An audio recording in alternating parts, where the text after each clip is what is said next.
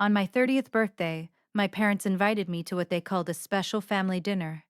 I walked in expecting cake.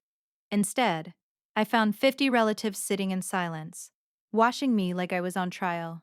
Then my dad stood up, tapped his glass, and said the words that shattered everything. "We are here to officially disown you." What they didn't expect was that I would grab the microphone, and what I said next, it changed my family forever. I remember the exact moment my world tilted. It wasn't when my father said the words. It wasn't when my mother nodded like she was approving a grocery list. It was earlier than that. It was when I walked into that restaurant and realized everyone already knew something I didn't. My name is Finley. I turned 30 the night my parents tried to erase me. And if you think I'm exaggerating, I promise you, I'm not.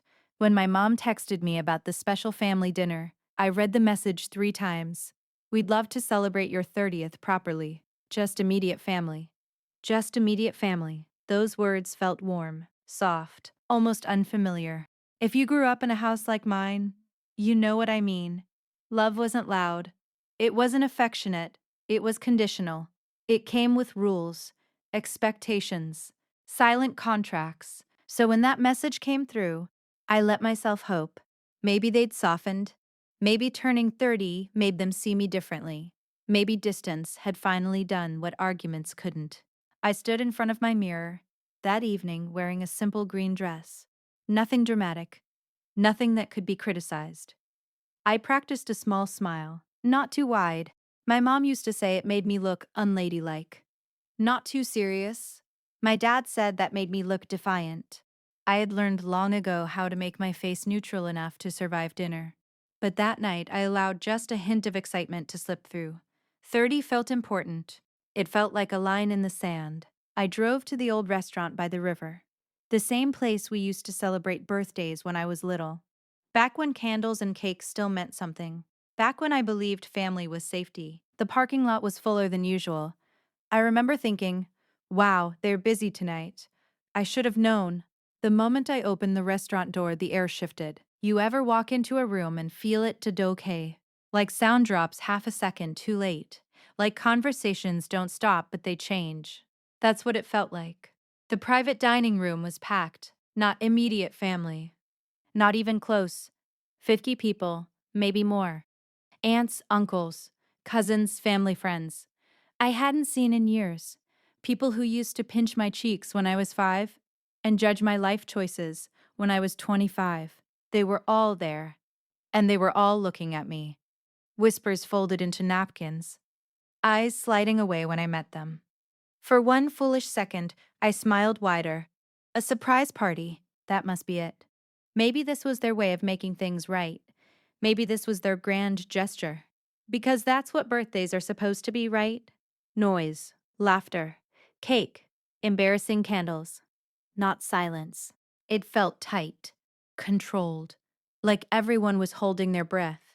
I spotted my parents near the center table, my dad in his usual pressed shirt, my mom sitting straight backed like she was at a formal meeting. I walked toward them, heart beating faster but still hopeful. "Hi, Mom," I said, leaning in for a hug. She stiffened, not dramatically, just enough. Her arms barely touched my back. My dad didn't even stand. He nodded once. No smile. No happy birthday. Just a gesture toward the empty seat at the center of the room, dead center, under the chandelier, like a stage. That was the second moment I should have left. But I didn't, because when you grow up constantly trying to earn approval, you learn to ignore warning signs. You sit where you're told, you smile when you're confused, you wait to understand what you did wrong. So I sat, plates clinked, forks scraped. The server poured water into my glass slowly, carefully, like we were attending something solemn. No music. No decorations. No cake in sight. I looked around again. No one was eating. They were watching. Watching me. And that's when my stomach dropped for real. My dad stood up. He tapped his glass with a spoon. My dad stood up. That tiny metallic sound echoed louder than it should have. The room went completely still, and in that silence, something inside me whispered, "This isn't a party. We're here tonight," he began, voice calm, controlled, rehearsed, to officially disown our daughter for bringing shame to this family. The words didn't register at first. They floated, like they were meant for someone else. Disown. Shame. Officially. I blinked. Maybe I misheard. But then he repeated it. Slowly. Clearly. We are disowning you. And just like that, my 30th birthday became a public trial. I heard someone gasp. Dramatic. Theatrical. I don't even remember who. My mom nodded slightly, as if confirming emotion in a board meeting. My dad continued. He listed my mistakes like bullet points in a presentation: moving out without permission, choosing a career they didn't approve of, refusing the marriage they had quietly planned, living alone, living independently, speaking up, setting boundaries. He called it rebellion. He called it embarrassment. He said I had turned my back on family values. But what he really meant was this. I stopped obeying. As he spoke, something strange happened. The louder he became, the quieter I felt. It was like I stepped outside my own body, like I was watching a movie slightly out of sync. I saw myself sitting there, green dress, hands folded, face calm, too calm. Inside, my heart was pounding so hard I thought the chandelier might shake with it. I tasted metal in my mouth. Humiliation, rage, shock, all mixed together. And then he said, the final line: after tonight, you are no longer our daughter. The room reacted. Not loudly, not chaotically, just a ripple, some uncomfortable shifting. A cousin avoiding eye contact, an aunt pretending to dab at her eyes. But no one stopped it. No one stood up. No one said, this isn't right. 17 years later, because the cruelty wasn't just in the words, it was in the audience. They needed it documented. They needed it documented. They needed it documented. They needed me small. And for a split second, I considered standing up and walking out, saying nothing, letting them have their performance. But then my dad did something that changed everything. He picked up the microphone. I hadn't even noticed it before. He adjusted it like he owned the room, like he owned the air, like my voice didn't exist. And something inside me broke. Not loudly, not dramatically, just a clean snap, the kind that happens when fear finally gets tired. I thought about every holiday I'd spent shrinking myself, every apology I gave for being too much, every time I bent until it hurt. And I realized something in that moment. This wasn't just about them disowning me. It was about control. They wanted the final word. They wanted the narrative. They wanted the story to end with me silent. And for the first time in my life, I didn't want their approval. I wanted my voice. So when he paused, expecting tears, expecting begging, expecting collapse, I stood up. Slowly. The room leaned in, respecting collapse, hunger. I stood up. Slowly. The room leaned in. I reached for the microphone. My dad's eyes widened slightly. Just slightly. Like he hadn't considered this possibility. Like I wasn't part of the script. My fingers wrapped around the mic. And for the first time that night, I felt steady. If they were going to make a spectacle of my life, then I would at least get to speak. And as I looked out at 50 faces waiting for me to break, I realized something powerful. They weren't expecting strength, they were expecting shame. And that was their mistake. I lifted the microphone, took a breath, and said the first sentence that would split my life into before and after. On my 30th birthday, my parents invited me to a special family dinner. The room shifted. Confusion flickered across faces. Because now, I was narrating the moment they thought they controlled. And this time, I wasn't asking for permission. Kale. On my 30th birthday, my parents invited me to a special family dinner. My voice didn't shake. That surprised me more than anyone else. I saw confusion ripple across the room. My father's jaw tightened. My mother's fingers gripped her napkin. Because now the story wasn't theirs alone. It was mine, too. When I walked in, I continued slowly turning so I could see every face. I thought it was a surprise party. Few cousins looked down. An uncle shifted in his chair. I saw 50 relatives, people I haven't spoken to in years. And for a second, I felt happy. I let that hang in the air. Because that part was true, painfully true. I thought maybe, just maybe, This was your way of telling me you were proud. The word proud hit harder than I expected. My father scoffed softly, like the idea was ridiculous. But I kept going. Then Dad stood up, and instead of saying happy birthday, he said, "We're here to officially disown you for bringing shame to our family." Hearing it out loud again in my own voice changed something. When he said it, it sounded powerful. When I said it, it sounded cruel. Ugly. Small. I saw it in their faces. The shift. Not everyone. But enough. I want everyone here to understand something, I said. The shame they're talking about is me living on my own. Silence. The embarrassment is me choosing my own career. Another pause. The disrespect is me saying no. My mother finally spoke. "Finley, this isn't the time." I raised my hand gently. "Please." "You've had the microphone." The room reacted to that, a soft wave of discomfort, because now it wasn't just about disowning. It was about control. And control hates being challenged. I moved out at 22. I continued, not because I hated my family, but because I wanted to learn who I was without being told who to be. I looked at my father. "You called that rebellion." Then at my mother. "You called it selfish." I took a breath, but what it really was growth. Someone near the back whispered something. I couldn't hear it clearly, but I didn't need to. I had spent years hearing whispers. Tonight I was done listening to them. "You wanted me to marry someone I barely knew," I said calmly, "because it would be good for the family."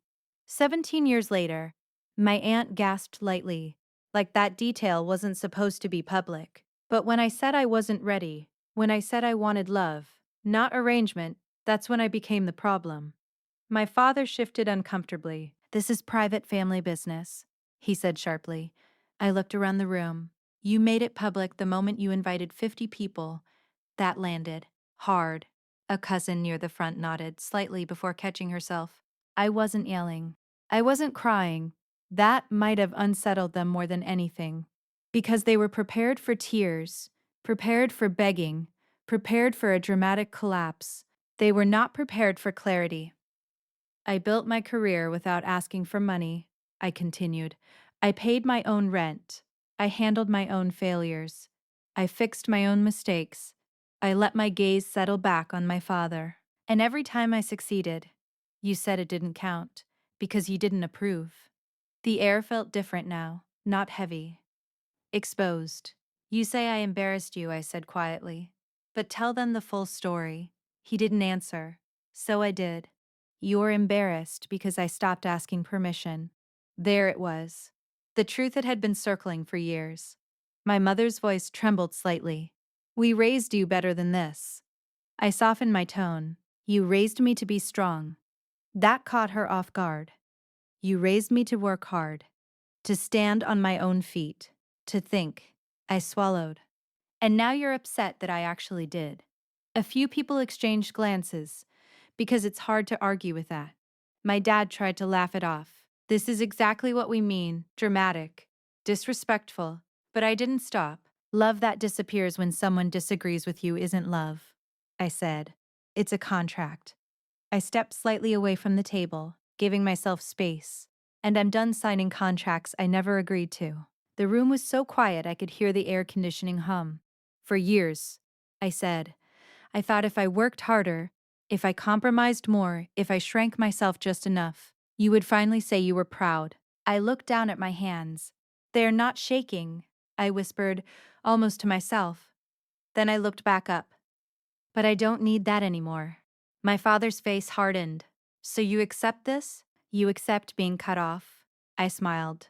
Not sarcastically, not angrily, just peacefully. "If being disowned means I no longer have to apologize for existing, then yes." A ripple moved through the crowd. Some thoughtful, some clearly uncomfortable. "But understand this," I added, "you don't get to erase me and still take credit for who I became." That line settled deep, because they loved telling people about my achievements when it made them look good. But privately, they called them mistakes. "You can tell people I embarrassed you," I said. "You can say I humiliated the family." I shrugged lightly, but the truth is simple. I took one steady breath. "You lost control, and you don't know what to do with that." My father stood abruptly. That's enough. But his voice didn't have the same power it did earlier, because now people were watching him differently, not as the authority, but as a man being questioned, and that terrified him.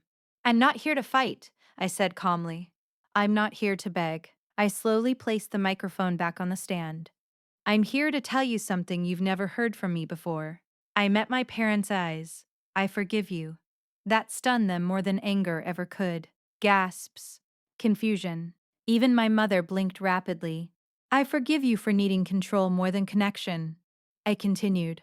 I forgive you for confusing obedience with love. My voice softened.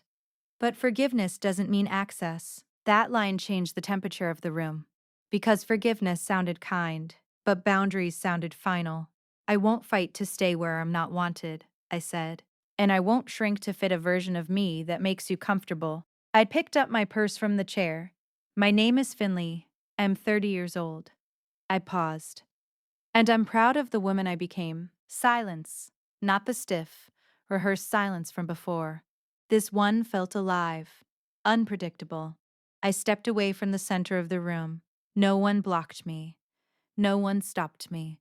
As I reached the door, I heard my aunt call my name softly. I didn't turn around, because for the first time in my life, I wasn't looking for approval. The night air hit my face the second I stepped outside. Cool, fresh, fresh, real. And I realized something strange. I expected tears what? Collapse. Some dramatic emotional breakdown. But instead, I felt light, like someone had removed a weight I didn't know I was carrying. Behind those restaurant doors, they were probably scrambling, rewriting the narrative, but it didn't matter anymore, because I had already said my piece. And here's the part no one tells you about moments like that. The revenge isn't loud, it isn't dramatic, it isn't destruction. It's clarity, the kind that makes you untouchable. As I walked toward my car, my phone buzzed. Once, twice, 3 times. Messages already, coming in. Cousins, an old family friend, someone writing, I didn't know the full story. Another saying, you were brave, brave, brave. I had never thought of myself that way. I thought bravery meant fighting. But sometimes, bravery is simply refusing to be silent. I sat in my car for a moment before starting the engine, and I thought about something my father said. After tonight, you are no longer our daughter. 17 years later, he meant it as punishment, as rejection. But sitting there in the quiet, it felt like release. Because if I was no longer their daughter in the way they defined it, then I was finally free to define myself, and they didn't realize it yet. But that microphone, that moment, that moment, that wasn't just a response. It was the beginning of something they never saw coming. Because when you stop fearing disapproval, you become dangerous in a way control can handle. And the days that followed, they would prove that completely. The next morning, I woke up expecting regret. That heavy, twisting feeling in your chest that whispers, you went too far. But there was nothing. No shame. Just sunlight slipping through my curtains like it had every other morning, except this time, it felt different. Quieter, cleaner, cleaner. For the first time in years, I didn't wake up rehearsing an apology in my head. I didn't reach for my phone wondering if I needed to fix something. I just lay there, breathing, and then my phone buzzed. Reality knocking. I picked it up slowly. 27 notifications, missed calls, messages. A group chat I forgot I was still part of was exploding. I stared at the screen for a long moment before opening anything. Part of me didn't want to see how they were spinning it. Because I knew my parents. Control doesn't disappear quietly, it reshapes the story. I opened the first message. It was from my cousin Alina. I didn't know they were going to do that. I swear. I thought it was a real birthday dinner. I believed her. Alina always avoided conflict. She wouldn't have volunteered for a public execution. Another message popped up. That was brave. Then another. Are you okay? Then one that made me pause. Your dad is telling everyone you embarrassed them on purpose. Of course he was. The narrative had already begun. I imagined him sitting at the dining table this morning, calm, composed, explaining how I had made a scene, how I had attacked them, how I had twisted the truth. 17 years later, Control always needs an audience, and when it loses one stage, it builds another. I finally opened the family group chat. Hundreds of messages. Some people were silent, some were neutral, but few were angry. You didn't have to humiliate them. They were just expressing their feelings. Expressing their feelings. That's what we call public disowning now. I almost laughed, but then a message came through from an unknown number. You said what we've all been thinking for years. I froze. It continued. I won't say who this is. But not everyone agrees with your parents. My chest tightened. Because here's the thing about families like mine, they survive on silence. Unspoken rules, on pretending everything is perfect as long as no one questions it. And last night, I questioned it. Publicly. That's not just rebellion. That's exposure. And exposure. And exposure makes people uncomfortable. My phone rang. Dad. I stared at his name on the screen. For a moment, I considered answering, just to hear his tone, just to see if it was anger, just to see if it was anger or damage control. It stopped ringing, then started again. I let it ring out because for once, I wasn't rushing to fix what I didn't break. A voice message came through. I didn't open it. Not yet. Instead, I got out of bed and walked to the kitchen, made coffee, sat by the window, and allowed myself to feel something I hadn't felt in a long time. Stillness. No expectations. No performance. Just me. But freedom always comes with a test, and mine came around noon.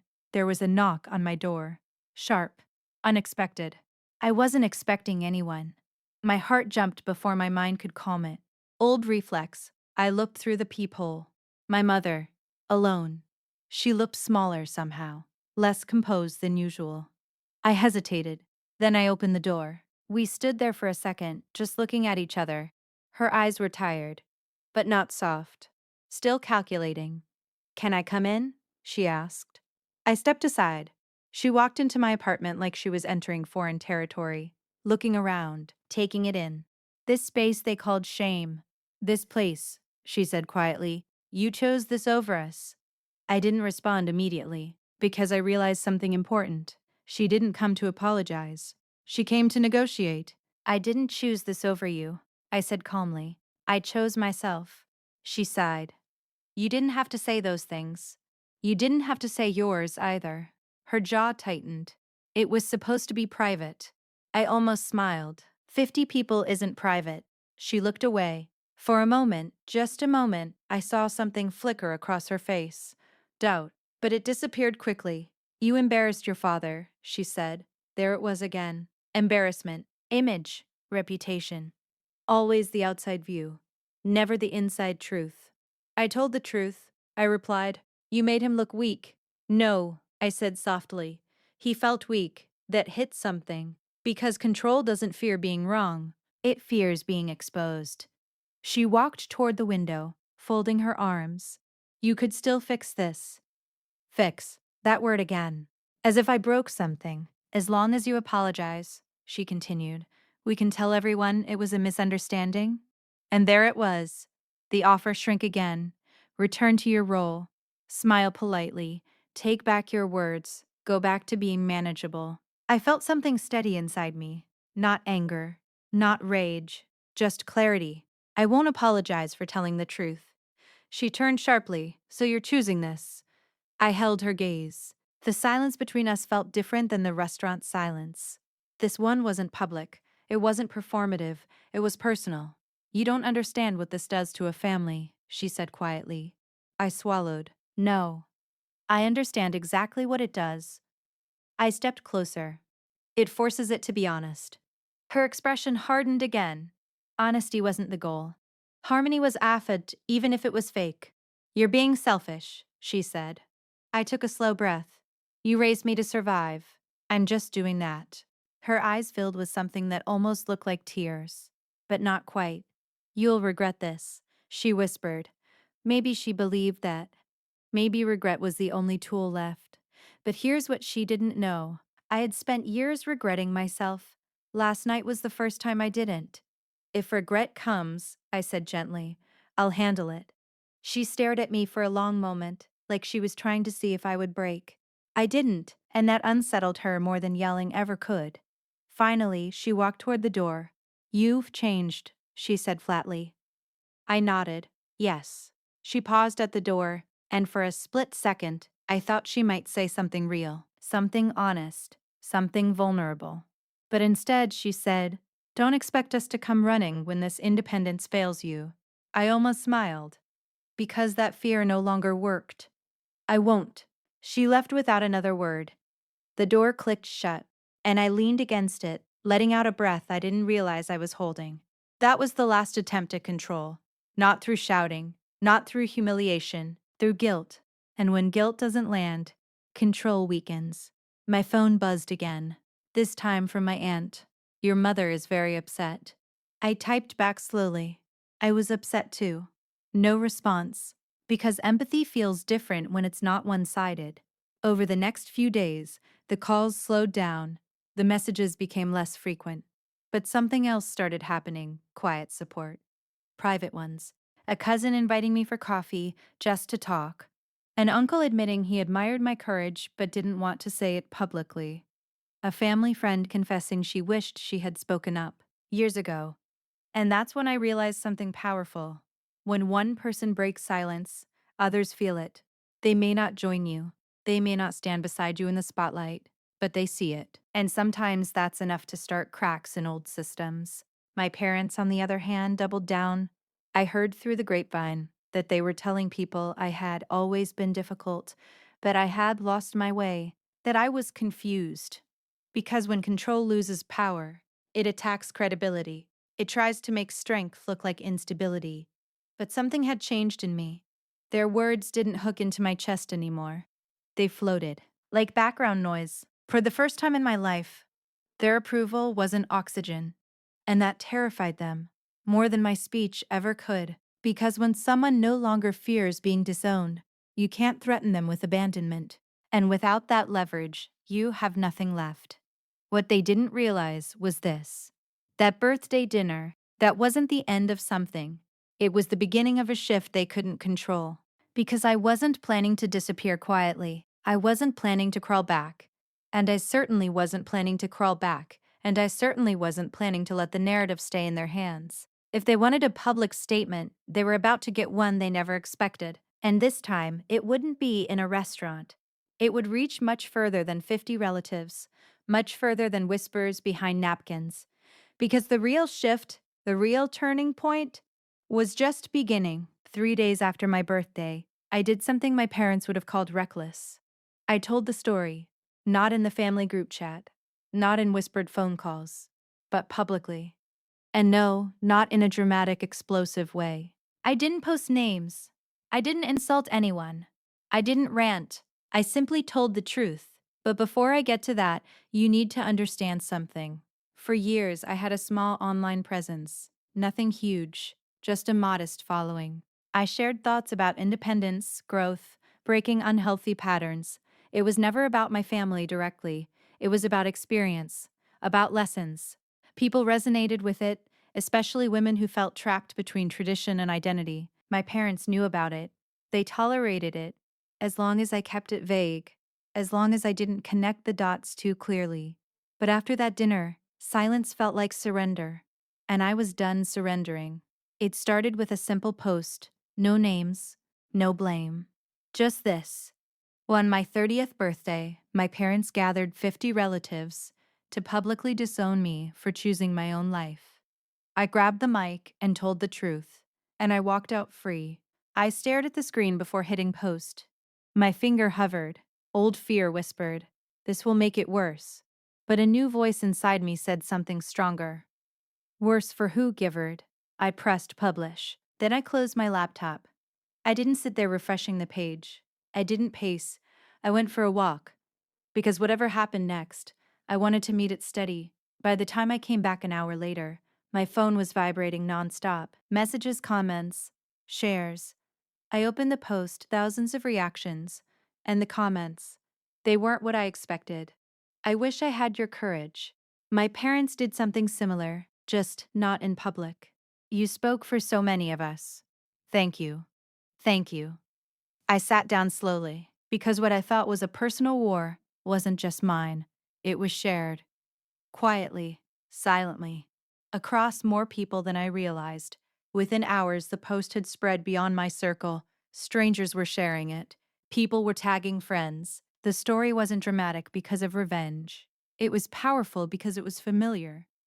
And familiarity spreads fast. That evening, my phone rang again. Dad.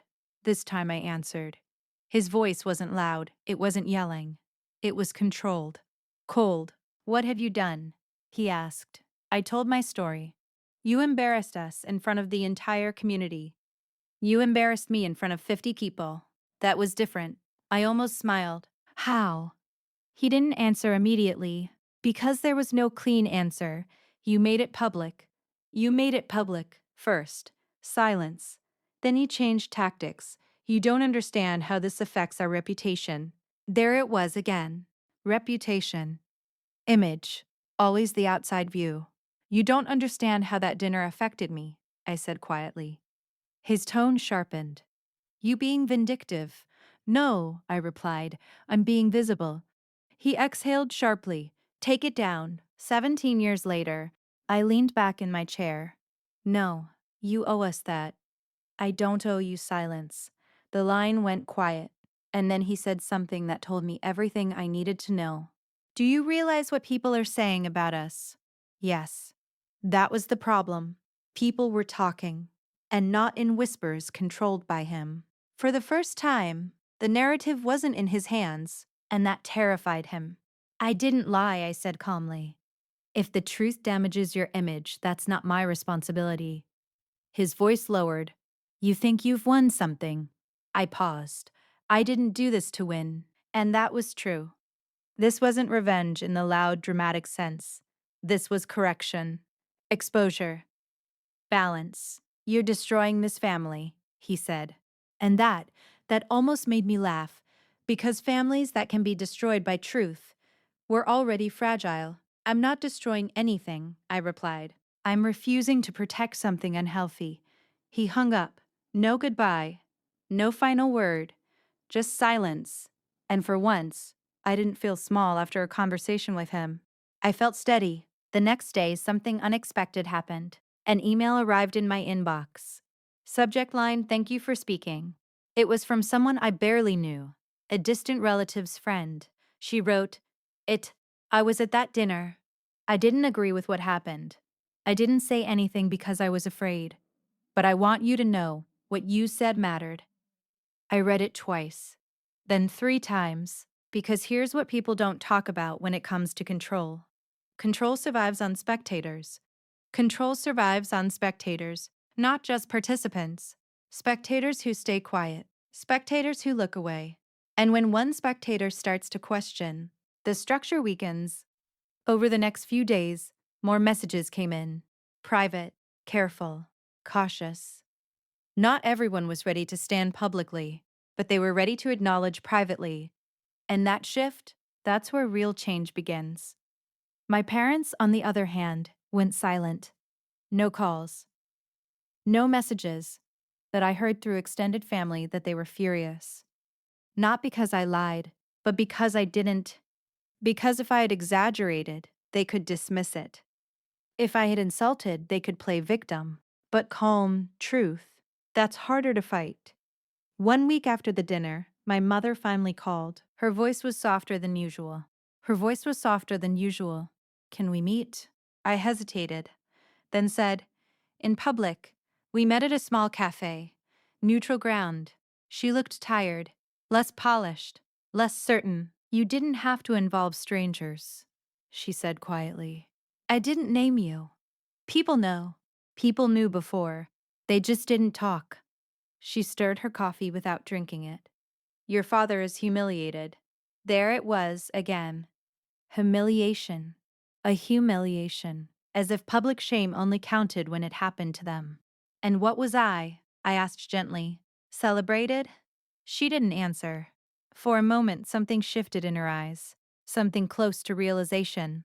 But pride is strong. Stronger than reflection. Sometimes, you have made this bigger than it needed to be. No, I said calmly. You did. She finally looked at me directly. You have changed. Yes. You are not afraid anymore. I held her gaze. No, and that was the real issue. Because fear had been their strongest tool. Fear of rejection. Fear of disapproval. Fear of being cut off. But once you survive the worst thing someone can threaten you with, they lose power. She sighed. I don't recognize you. That stung more than I expected, but not in a painful way. In a revealing way. Maybe you're seeing me clearly for the first time, I said softly. She didn't argue. She didn't apologize. But she didn't demand I take the post down either. That was new. We left the cafe without resolution, but something subtle had shifted. Not forgiveness, not reconciliation, just awareness. And awareness is uncomfortable. That night, I checked my post again. It had crossed hundreds of thousands of views. Media pages were resharing it. Podcasts were reaching out. People wanted interviews. And for the first time, I asked myself something important. What do I want now? Not what do they want. Not what would make peace easier. But what do I want? The answer surprised me. I didn't want to destroy them. I didn't want revenge in the dramatic sense. I wanted accountability. I wanted truth to exist without being buried. And more than that, I wanted other people sitting at tables like that to know they weren't crazy, that they weren't wrong for wanting autonomy. That love without respect isn't love, it's control. And control only works in silence. My story had left the restaurant. It had left the family. It was now living in places my parents couldn't reach. And that was something they never prepared for. Because they thought the audience was 50 relatives. Because they thought the audience was 50 relatives. They didn't expect thousands. And what they didn't understand yet was that the real shift wasn't in public opinion. It was in me. Because when you stop fighting to be accepted and start standing to be respected, everything changes. And they were about to feel that change in a way they never predicted. Not through shouting, not through chaos, but through something much more powerful: consequences. If you've ever stood up to someone who's used to controlling the room, you already know this. The moment you stop reacting the way they expect, that's when the real consequences begin. Not for you, for them. 2 weeks after the birthday dinner, the calls stopped completely. No more late-night attempts to guilt me. No more concerned relatives asking if I was okay in that careful tone that really meant, "Are you coming back into line?" It was quiet. Too quiet. And when people like my parents go quiet, they're not reflecting, they're calculating. I found out what they were planning through someone unexpected. My uncle Kareem. He had always been neutral, the kind of man who kept his head down and avoided drama. He called me on a Tuesday evening. "Finley," he said carefully, "I think you should know something." My stomach tightened. "Okay, your father is organizing a family meeting." I almost laughed. Of course he was. What kind of meeting? To address the damage. Damage. Damage. The public situation. There it was again. Image. Always image. What's the goal? I asked. There was a pause. To ask everyone not to engage with your posts, not to support you publicly, to keep things internal. I leaned back against my couch. So that was the strategy. If you can't control the speaker, control the audience. Classic. Are you going? I asked him. Another pause. Why?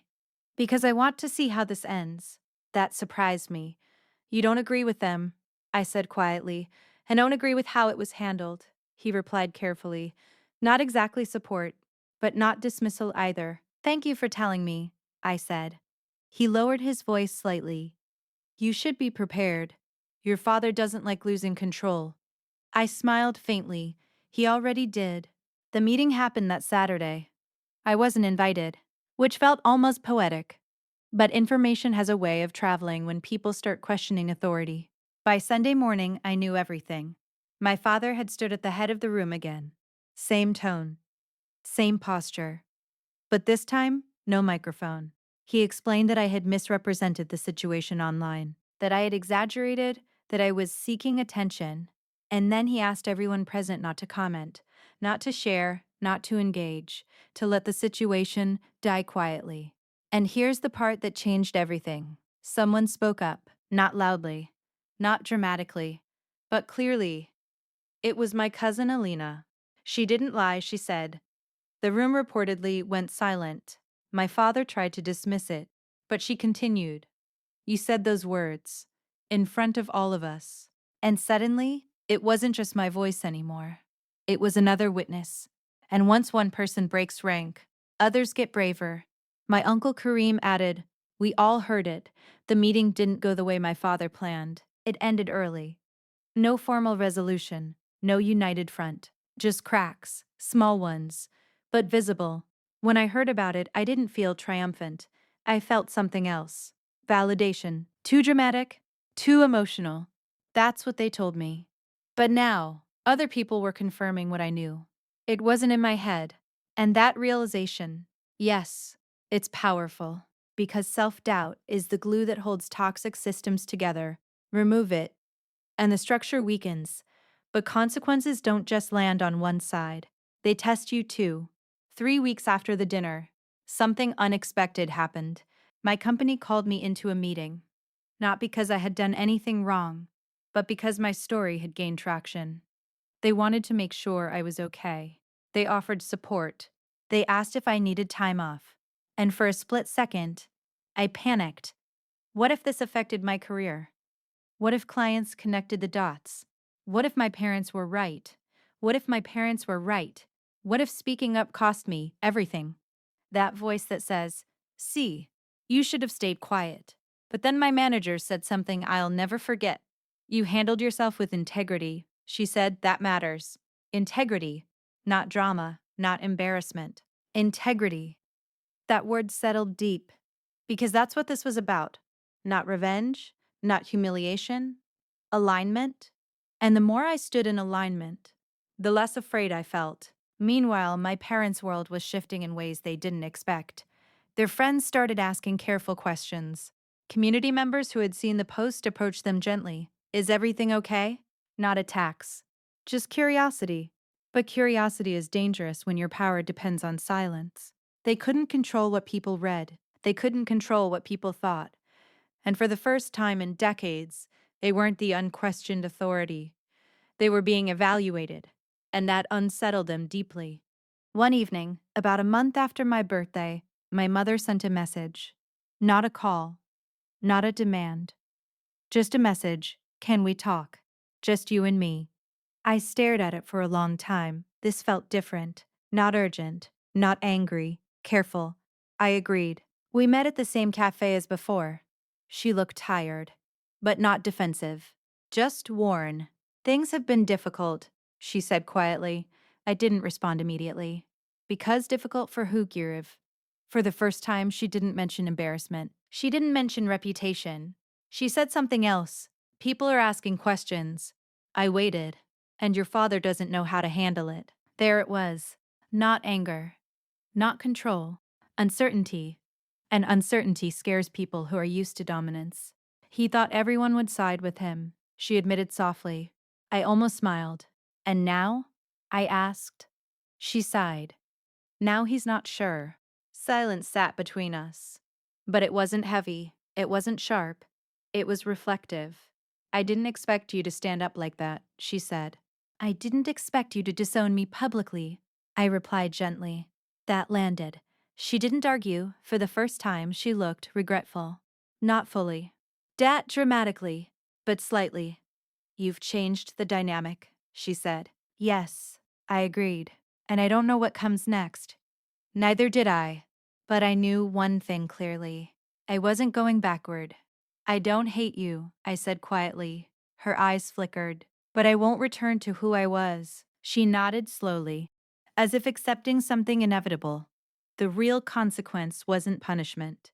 It wasn't destruction. It was exposure. Once truth is visible, you can't unsee it.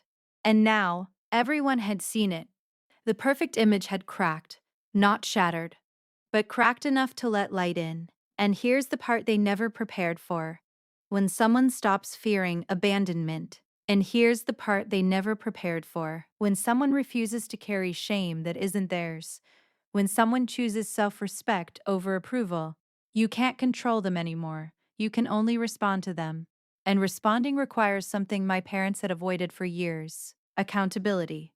The shift wasn't loud, it wasn't explosive, it was slow, steady, unavoidable. And the biggest surprise, I wasn't angry anymore. I wasn't seeking revenge, because the real revenge was peace, and I had found it. But what I didn't know yet was that the biggest conversation of all was still coming. And this time, it wouldn't be in a P restaurant. It wouldn't be online. It would be face to face. No audience, no microphone, just truth. And that conversation would change everything. It happened on a Thursday evening. No announcement, no dramatic setup, no crowd waiting to see who would win. Just a text from my father. Come home, we need to talk. Not please. Not when you're free. Just a statement. For a few seconds, I stared at the message. 6 weeks ago, that tone would have sent my heart racing. It would have meant trouble, correction, disapproval. Now, it felt like something else. Uncertainty. I didn't answer immediately. Instead, I asked myself a question I had never asked before. Do I want to go? Not should I. Not am I obligated. Do I want to? And surprisingly, I did. Not to defend myself. Not to argue, but to see what remained when the audience was gone. So I replied, I'll come by at 7. Their house looked exactly the same. Perfect lawn. Lights warm and welcoming from the outside. It almost made me laugh. From the street, nothing had changed. From the inside, everything had. I walked up to the door and knocked once. My father opened it, no smile. But no anger either, just something I had never seen clearly before. Fatigue. He stepped aside to let me in. My mother was already sitting at the dining table, the same table where I had spent years trying to be smaller. But this time, I didn't feel smaller. I sat down. No one spoke for a moment. The silence wasn't sharp. It was cautious. My father cleared his throat. This has gone too far. I raised an eyebrow slightly. How? He exhaled. People are questioning us. Sir, there it was again. But something about it sounded different this time. Less prideful. More shaken. You asked me to come, I said calmly. So tell me what you actually want. That threw him off slightly. He wasn't used to directness without fear. He looked at my mother, then back at me. I want this public situation to end. Meaning, take the post down. I shook my head gently. No, his jaw tightened, but only for a second. Then something unexpected happened. He didn't raise his voice. He didn't threaten. He asked a question. Why? And that one word shifted the room. Because why meant curiosity, not control. I leaned back slightly. Because it's true. He looked down at his hands. For the first time in my life, I saw him thinking instead of reacting. You didn't have to say it like that, he muttered. Like what? Calm. That almost made me smile. You were expecting anger. Yes. He didn't hesitate. That honesty surprised me. I thought you would cry, or yell, or beg. I nodded slowly. I used to. The air shifted again. Not confrontational, reflective. My mother finally spoke. We thought if we made it clear, publicly, you would understand how serious we were. I studied her face. You thought humiliation would fix me. She flinched slightly at the word. We thought pressure would bring you back. There it was, not cruelty for cruelty's sake. Control disguised as correction. I'm not something to fix, I said softly. My father looked at me directly now. You embarrassed us. I told the truth. You could have handled it privately. I held his gaze. You could have disowned me privately. That landed, and this time, he didn't argue. The room felt different than it ever had before. No raised voices, no emotional explosions. No emotional explosions. Just 3 adults sitting with the aftermath of power shifting. After a long pause, my father said something I never expected to hear. I didn't think you'd survive it. My chest tightened. My chest tightened. Survive what? Being cut off. His voice was quieter now. I thought you'd come back.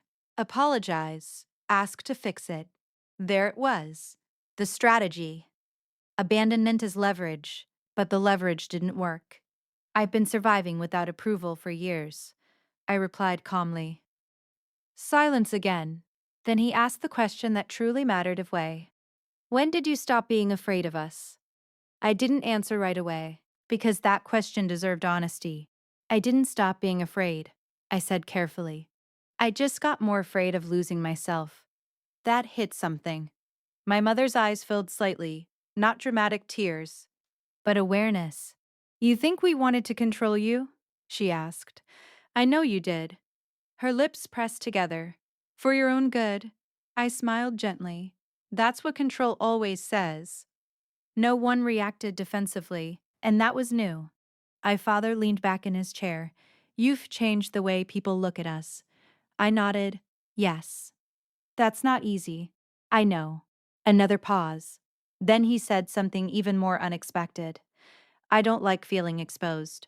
There it was. Vulnerability. Small, uncomfortable, but real. Neither did I replied softly. That hung between us.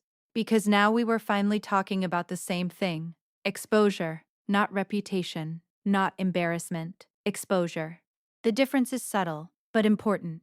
Reputation is about others. Exposure is about others. Exposure is about truth. And truth feels dangerous when you've built an identity around control. My mother spoke again. We didn't know how to handle you growing independent. I tilted my head slightly. What do you mean? You stopped needing us, she said. Her voice cracked on that word. Needing. And suddenly I saw it. Under the control, under the image obsession, there was fear. Not fear of shame, fear of irrelevance. When children grow up, parents lose authority. Healthy parents adjust. Unhealthy ones tighten their grip. You think I stopped needing you, I said gently, but what I stopped needing was permission. That distinction mattered. My father rubbed his forehead. I don't know how to fix this. For once, I didn't feel like the child in the room. You don't fix it, I said. You change it. How? Stop trying to win. That answer surprised even me. But it was true. Control operates like a competition. Respect doesn't. My father looked at me carefully. You won't take the post down. No, even if it cost us. I took a steady breath. It didn't cost you anything. That wasn't already fragile. Silence, again. Longer this time. But not hostile. Just heavy with thought. Finally, my mother asked the question that truly marked the shift. What do you want from us? For years, I would have answered that instantly. Approval. Support pride. But now, I want honesty, I said. And I want you to see me as an adult, not a project. My father nodded slowly, and if we can't. I stood up, then we stayed distant. No threat, no drama, just reality. They looked at each other. Something unspoken passed between them. For the first time in my life, they didn't look united in control. They looked uncertain. Human, my father stood too. He didn't hug me, he didn't apologize, but he said something that meant more than either of those. I underestimated you. I met his eyes. Yes. And for the first time, that wasn't painful. It was simply true. I walked toward the door. Halfway there, my mother called my name softly. Finley. I turned. We didn't expect you to choose yourself. I held her gaze. That's the part you need to get used to. And then I left. No slam doors. No dramatic music playing in the background. Just quiet footsteps down a familiar path. But everything had changed. Because this time, I wasn't walking away in shame. I wasn't being dismissed. I was leaving as an equal. And when someone who once controlled you realizes they can't anymore, they have two choices: resent it or respect it. I didn't know yet which one they would choose. But for the first time, that choice wasn't mine to manage. After that conversation, something strange happened. They didn't call for a week. No instructions. No emotional pressure. No updates about what people were saying. Just silence. But it wasn't the heavy silence from before. It felt processing. And honestly, that scared me more, because when control disappears, there's usually a reaction. And I was waiting for it. It came on a Monday morning. Not through anger, not through confrontation, through reputation. I was getting ready for work when my phone buzzed. A message from Alina. Have you seen what Uncle Rashid posted? My stomach tightened. No, I hadn't. I opened social media. There it was. A long, carefully worded post. No names. but very obvious. It talked about modern children abandoning family values, about how social media distorts private matters, about parents being publicly attacked for trying to guide their children. Guide, that word again. And the comments underneath, mixed. Some people agreeing, some defending traditional authority. But then something unexpected. A few people tagged my original post. And instead of attacking me, they compared the two. And when you place control next to calm truth, control looks loud, reactive, defensive. I didn't respond. That was the hardest part. I wanted to defend myself, to clarify, to explain. But I remembered something important. You don't wrestle for the microphone once you've already been heard. You let the noise expose itself. By afternoon, Uncle Rashid's post had backfired. People were asking questions he couldn't answer without revealing the full situation. Someone commented, "Are you referring to the birthday situation?" Because, if so, we all saw what happened. He deleted that comment. Then another. Ben turned off replies completely. Control hates open discussion. And the more they tried to contain it, the more obvious it became. That evening, my father called, not angry, but strained. "You should tell your followers to stop attacking family." I stayed calm. "I haven't told anyone to attack anyone. But they're defending you. That's not the same thing." He sighed. "You could calm this down." I thought about that for a moment. And then I asked something simple. "Did you ever try to calm down what you did to me?" Silence. Then a softer tone. "This isn't helping." "No," I said quietly. "It's revealing." And there it was again. Exposure. The thing they hated most. But here's the part they didn't expect. I wasn't enjoying this. I wasn't celebrating their discomfort. If anything, I felt sad. Because once the image cracks, everyone feels the shift. Even the ones who built it. A few days later, something happened that changed everything again. My father was asked to step down from a leadership position in the community group he'd been part of for years. Not officially removed, but gently encouraged to take time. And that hit him harder than any online comment ever could. Because reputation had always been his currency.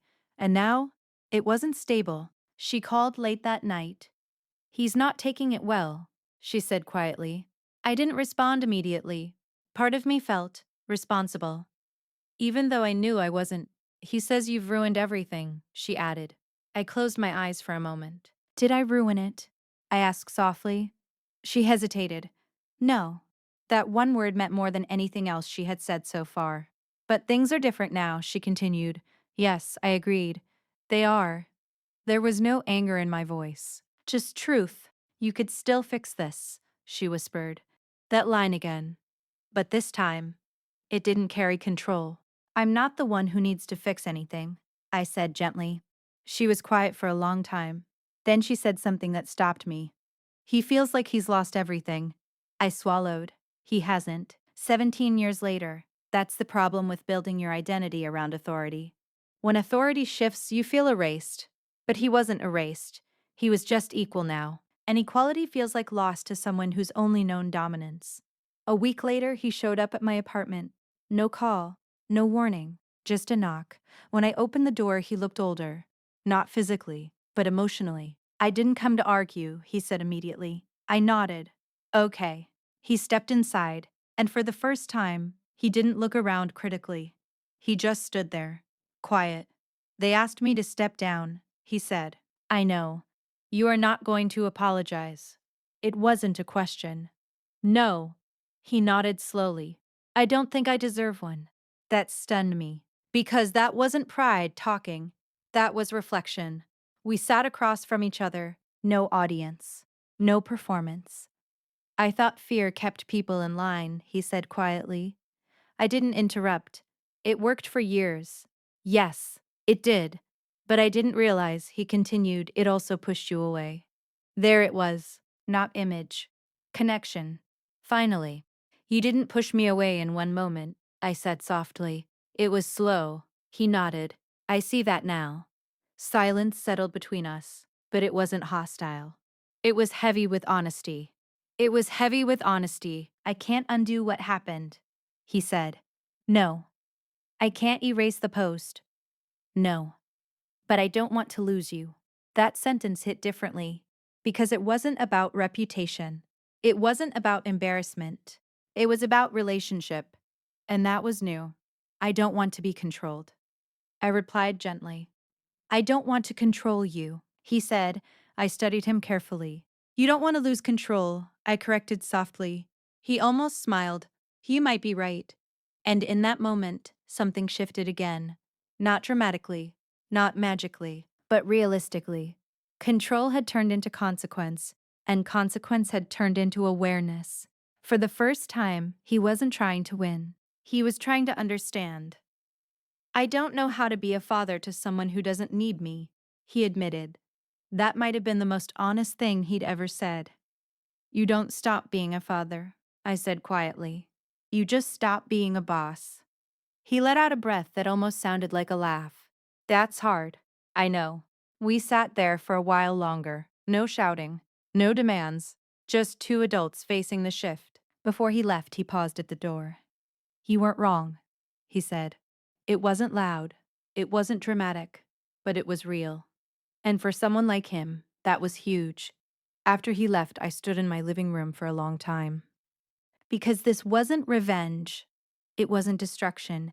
It was transformation. Messy, uncomfortable, but real. And here's the part no one tells you when you stand up to control. You don't just change your life. You force everyone around you to evolve. Or collapse. And for the first time, I saw my father choosing evolution. Slowly, reluctantly, but genuinely. And that was something I never thought I'd witness. But the biggest shift 5 was still ahead, because consequences don't end at awareness. They end at accountability. And accountability was coming next. There's a difference between regret and accountability. Regret says, I feel bad that this happened. Accountability says, I understand my role and why it happened. For weeks after my father came to my apartment, things were steady, not fully repaired, but steady. He didn't try to control the narrative anymore. He stopped calling relatives to clarify. He stopped defending himself publicly. Instead, he went quiet in a different way, not calculating, reflecting. And that made everyone uneasy. Because when someone who's always loud becomes quiet, people wait to see what comes next. It happened at a family gathering I almost didn't attend. My cousin Alina was hosting a small engagement dinner, nothing big, just immediate relatives. She called me personally. I want you there, she said. Not out of obligation. Not to prove a point, just because she meant it. For a moment I hesitated. The last time I'd been in a room full of relatives, I'd been disowned. But something inside me was calm. I wasn't walking into a trap this time. I was walking in as myself, so I went. The atmosphere was different from the birthday dinner. Lighter. Less stiff. There were no microphones. No stage seating. Just food and conversation. When I walked in, a few heads turned, but not sharply. A few heads turned, but not sharply. Not suspiciously. Just curious. My aunt, the same one who had gasped theatrically at my disowning, walked up to me. She didn't hug me dramatically. She didn't whisper. She looked me in the eyes and said, I've been thinking about what you said that night. I waited. You were brave. It wasn't loud, but it was sincere. And sincerity feels different than politeness. I nodded. Thank you. No sarcasm. No tension. Just acknowledgement. Throughout the evening, a few more relatives approached me quietly. No gossip, no judgment, just small admissions. I didn't agree with how it was handled. I wish I'd spoken up. I've been reflecting. Reflecting. That word kept coming up. Because once truth enters a room, it lingers, even when no one talks about it. Then my father arrived. The room shifted slightly, not dramatically, but noticeably. He walked in slower than usual, less commanding, less certain. He saw me immediately. We locked eyes for a second, and instead of avoiding me, he walked toward me. Every conversation around us quieted slightly, not completely, but enough. This was the moment everyone was watching. He stopped in front of me. No microphone, no audience control, just eye contact. I owe you something, he said. The room stilled further. My heart didn't race, it didn't panic, it just waited. He took a breath. I was wrong. There it was. Not I handled it badly. Not it could have been done better. Wrong. That word carries weight. A kind that shifts power completely. I shouldn't have done it publicly, he continued. My mother stood a few feet behind him, listening, not interrupting. I thought pressure would fix what I didn't understand, he said. But I didn't understand you. The room was silent now. Not heavy, not tense, just attentive. And I shouldn't have tried to control your choices. That was the line that mattered most, because control was the root, not embarrassment, not image. He didn't look at the crowd when he said it. He looked at me, and in that moment, something in my chest loosened. Not because I needed the apology, but because he finally said it without being forced. I don't expect you to take anything down, he added quietly. And that showed growth, because it meant he wasn't bargaining. He wasn't negotiating image. He was accepting consequence. I nodded slowly. Thank you for saying that. No tears. No dramatic hug. Just truth landing where it should have landed weeks ago. The room exhaled collectively. You could feel it. The tension that had been sitting in everyone's shoulders for months softened. Because accountability changes the air, it makes people breathe easier. Later that evening, I stepped outside for a moment. Needed fresh air. Needed space. A few minutes later, my father joined me. We stood side by side, not facing each other, just looking at the street. I've been thinking about something, he said. Okay. I thought respect came from authority. I stayed quiet. But maybe it comes from restraint. That sentence surprised me. Restaurant, the opposite of control. You don't lose authority by listening, I said gently. He nodded. I lost more trying to hold on. That was true. He had. Not because I attacked him, but because control doesn't age well in a world that values autonomy. I don't want you to feel like you have to choose between family and yourself, he added. For a moment, I didn't respond, because that was the core of everything. For years, I believed I had to choose my identity or their approval, my voice or their comfort. I won't choose, I said calmly. He nodded slowly. That's fair, fair. We had never operated on fairness before. We operated on hierarchy. This felt different. Inside, the night continued. People laughed. Conversations flowed. And for the first time since my birthday, I didn't feel like an outsider in my own family. Not because they suddenly agreed with me, but because I wasn't shrinking. And they weren't trying to shrink me. That's what accountability does. It levels the ground. Before we left, my mother approached me quietly.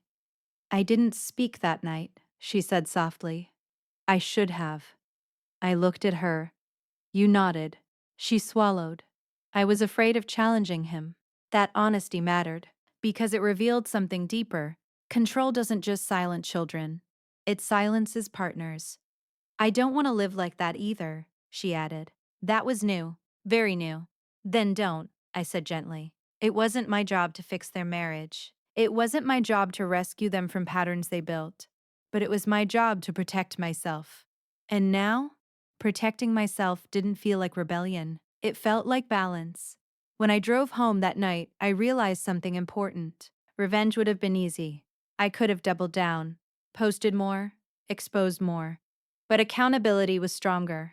Because revenge humiliates, accountability transforms, and transformation is harder to dismiss. They weren't perfect now. They weren't magically healed, but they were aware. And awareness creates space for something new.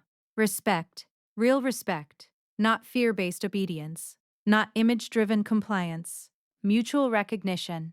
And here's the quiet truth I learned through all of this. The moment you stop fearing someone, you stop giving them power. But the moment they stop fearing losing control, that's when relationship becomes possible again. I didn't win. They didn't lose. What we lost was the old version of us, the version built on silence and hierarchy. And what replaced it? Something slower, more fragile, but honest, and honesty is stronger than control will ever be. But the story wasn't over, because healing doesn't end with one apology. It continues with action. And the real test would come when no one was watching.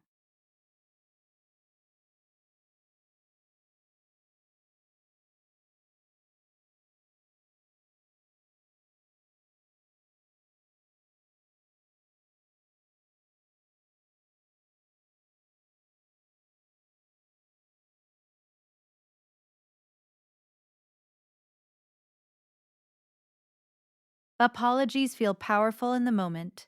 They change the air, they soften faces, they make people exhale. But apologies are only the beginning. The real test? What happens when no one is watching? No relatives, no post, just ordinary days. That's where healing either survives or collapses. The first real test came quietly.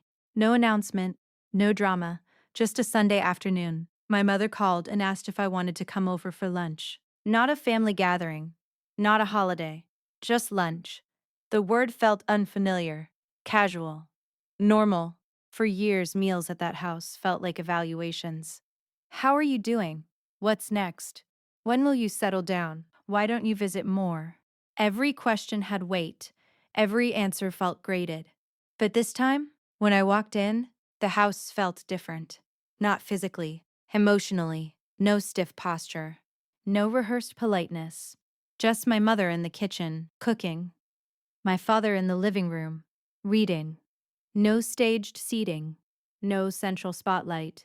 Hi, my mother said gently when I entered. Not formal, not cold, just, hi. I sat at the table while she finished cooking. There was no interrogation, no subtle jabs, just quiet conversation about small things. Work, traffic, a new cafe that opened nearby. It felt almost strange, because for the first time, I wasn't bracing. That's how you know healing might be real. When your body stops preparing for impact. Halfway through lunch, my father asked something simple. How's your project going? It wasn't loaded. It wasn't dismissive. It was curious. I answered cautiously at first. Old habits, but he listened. Actually listened. No interruption. No correction. No correction. No correction. No, I told you so. That sounds impressive. Not sarcastic, not forced. Genuine. I held his gaze for a moment. Thank you. That was it. No fireworks. No emotional music playing in the background. Just recognition. And recognition is a powerful thing when you've spent years unseen. But healing isn't smooth. It stumbles. A week later, the old dynamic tried to sneak back in. It happened during a phone call. My father casually mentioned a family event coming up. You'll attend, right? He said. It wasn't aggressive, but it wasn't a question either. It was expectation. I paused. I'll see how my schedule looks. There was a beat of silence. The old version of him would have pushed, insisted, questions my priorities, but this time he caught himself. Of course, he said. Let me know. It was subtle, almost invisible, but it mattered, because control often hides in tone, and tone had changed. Meanwhile, something else was happening inside me. I wasn't just standing up anymore. I was relaxing. That might sound small, but it's not. When you grow up constantly defending yourself, your nervous system never rests. Even in calm moments, you're alert, ready, prepared. But slowly, I noticed something. I wasn't overthinking every interaction. I wasn't replaying conversations in my head afterward. I wasn't analyzing tone shifts for hidden meaning. I was just living. And that might have been the biggest victory of all. One evening, about 2 months after the birthday dinner, my father asked if we could talk alone. Not dramatically, just intentionally. We sat in their backyard, the sun setting, no audience, no pressure. I've been thinking about something, he said. I waited. When you grabbed that microphone, I was angry. I nodded. I know. But not for the reason I said. That caught my attention. I was angry because you didn't look afraid. He said it plainly. No pride, no defensiveness, just truth. That scared me, he continued. Why? I asked softly. Because fear was the only way I knew how to lead. There it was. Not dominance, not cruelty, ignorance. He had learned control. He had inherited it. He thought authority required intimidation. And when it stopped working, I asked, I didn't know who I was without it. That sentence sat heavy between us, because that's the part people don't talk about. When someone loses control, they don't just lose power, they lose identity, and rebuilding identity takes humility. I don't want to be feared, he said quietly. I never wanted to fear you, I replied. Silence settled again, but this one felt peaceful, not tense, not sharp, just reflective. I'm learning, he added, and that mattered. Not perfection, not instant transformation. Learning. Healing also showed up in unexpected places. My mother started calling just to check in, not to correct, not to criticize, just to ask how I was. At first, it felt unfamiliar, almost suspicious. But consistency builds trust, and she was consistent. One day, she said something that nearly stopped me in my tracks. I admire your strength. I had spent my entire life chasing approval. And now, when I wasn't chasing anymore, it arrived quietly, without demand, without condition. It wasn't dramatic, but it was real. Of course, not everything was perfect. There were still awkward moments, still subtle slips, still tension at larger family gatherings. Some relatives never fully warmed up, some still whispered. But here's the difference: their whispers didn't define me anymore, because my sense of self wasn't built on their agreement. It was built on my own clarity. And clarity doesn't shake easily. One night, I looked back at the original post, the one that started everything. The comments had slowed, the shares had faded, the world had moved on, but I hadn't deleted it. Not out of spite, but as a reminder of who I became that night, of the moment fear lost its grip, of the shift that changed everything. I realized something then, that birthday wasn't the worst night of my life. It was the turning point, the moment I stopped asking for permission to exist. And ironically, that moment forced the people who tried to silence me to finally listen. A few days before my 31st birthday, my parents invited me to dinner again. Just the three of us. No crowd, no spotlight. And when I walked into that restaurant, my father stood up. Not for performance, just respect. He handed me a small box. Inside was a simple bracelet, nothing flashy, just silver. On the inside, engraved quietly, were 4 words: Choose yourself, always. I looked up at him, and for the first time in my life, I didn't see authority. I saw effort. I should have taught you that sooner, he said. I smiled softly. You did, just not the way you expected. We all laughed gently, not loudly, not dramatically, just honestly. Healing doesn't erase the past, it redefines the future. My parents didn't become perfect. I didn't become flawless. But something fundamental changed. Fear was replaced with respect, control was replaced with conversation, and shame disappeared completely. Because shame survives in silence. And I broke that silence. The microphone wasn't just metal and sound. It was choice. And once you choose your... A week before my 31st birthday, I went back to the restaurant by the river. Not because anyone asked me to. Not because there was an event. Just because I needed to. It was late afternoon. The place was quiet. Sunlight bounced off the water outside. Soft and gold. The same chandeliers hung from the ceiling. The same polished tables. The same private dining room door at the back. I stood there for a moment, just looking at it. 1 year ago, that door opened into humiliation, into exposure, into a sentence that was supposed to shrink me. After tonight, you are no longer our daughter. I could still hear it if I tried, but it didn't sting anymore. It sounded distant, like something that happened to another version of me. I walked inside and asked for a table, not in the private room, just near the window. And as I sat down, I realized something strange. My body wasn't tense. There was no tightness in my chest, no flash of anger, no urge to prove anything. Just stillness. I ordered tea. Uncomplicated, and while I waited, I let myself remember everything. The green dress, the whispers, the spotlight seat under the chandelier, the microphone sliding across the table, the silence that was meant to swallow me. The moment I stood up, the moment I chose to speak instead of shrink, that was the real shift. Not the post. Not the apology. Not the consequences. The choice. A server walked past and smiled politely. Celebrating something. she asked casually. I almost laughed. Yes, I said softly. Something like that. Because I was celebrating the death of a version of me, the version that begged for permission, the version that believed love had to be earned, the version that thought silence kept peace. She was gone, and in her place, someone steady, someone clear, someone who didn't confuse obedience with respect anymore.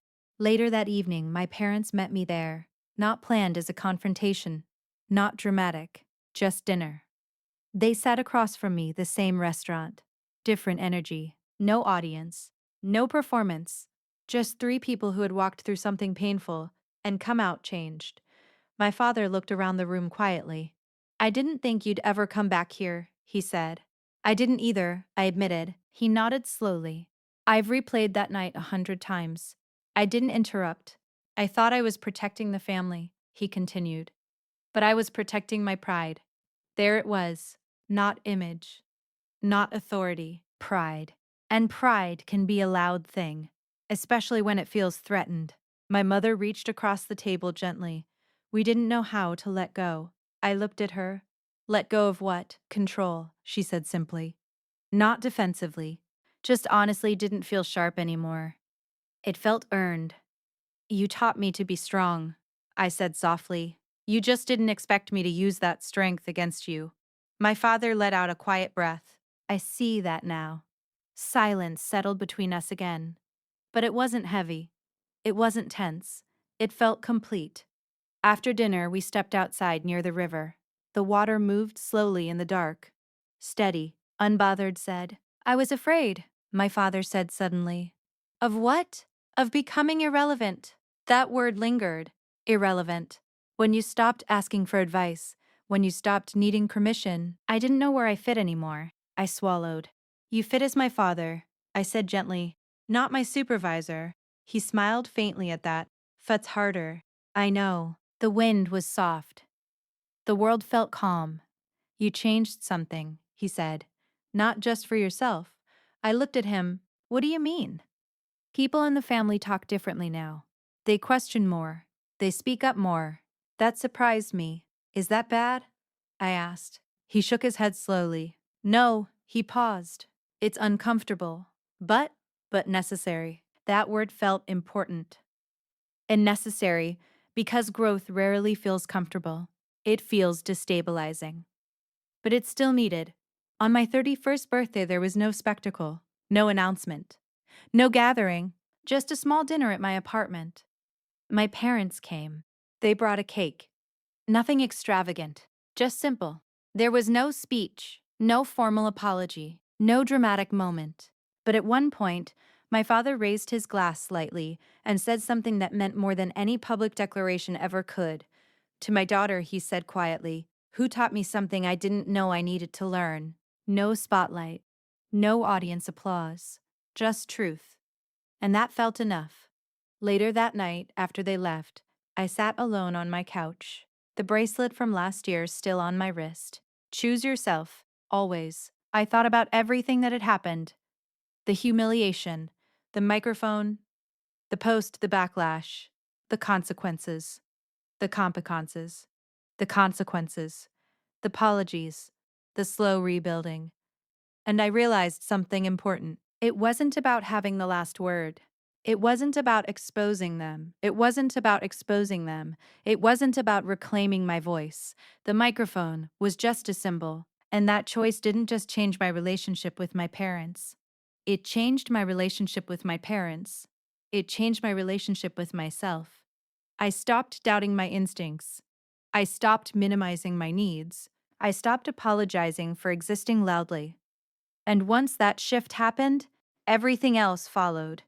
If you're listening to this right now, and you've ever sat at a table where you felt small, if you've ever been told you were too much for wanting autonomy, if you've ever confused obedience with love, let me tell you something clearly. Silence doesn't protect you.